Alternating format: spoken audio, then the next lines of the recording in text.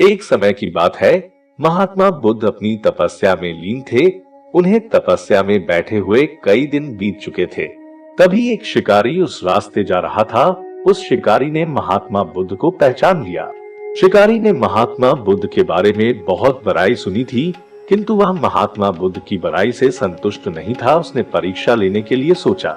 शिकारी पहले तो महात्मा बुद्ध को एक छोटा सा पत्थर फेंककर मारता है, किंतु महात्मा बुद्ध कोई प्रतिक्रिया नहीं करते हैं, क्योंकि उनका मानना था शरीर को तकलीफ होती है, आत्मा को नहीं। अतः शिकारी द्वारा फेंके गए पत्थर के कारण शरीर को कष्ट हुआ, किंतु आत्मा को नहीं। शिकारी कुछ समय सोचता रहा, महात्मा बुद्ध कुछ प्रतिक्रिया करेंगे, किंतु महात्मा बुद्ध अपनी तपस्या में लीन थे। उन्होंने कोई प्रतिक्रिया नहीं की। पुनः शिकारी ने पत्थर फेंका। वह पत्थर महात्मा बुद्ध के आंखों के ऊपर लगा और उस जगह से खून बहने लगा। महात्मा बुद्ध को आभास हुआ उनके शरीर से रक्त बह रही है, किंतु वह फिर भी अपनी तपस्या से नहीं उठे। शिकारी को गुस्सा आया और उसने पुनः एक पत्थर और महात्मा बुद्ध की ओर फेंका। महात्मा बुद्ध के शरीर से अब खून अधिक बहने लगी। इतनी पीड़ा महसूस कर महात्मा बुद्ध के आंखों से आंसू निकलने लगा। शिकारी ने महात्मा बुद्ध के पास जाकर पूछा, आपको जब मैंने पत्थर मारा तो आपने कोई प्रतिक्रिया नहीं दी।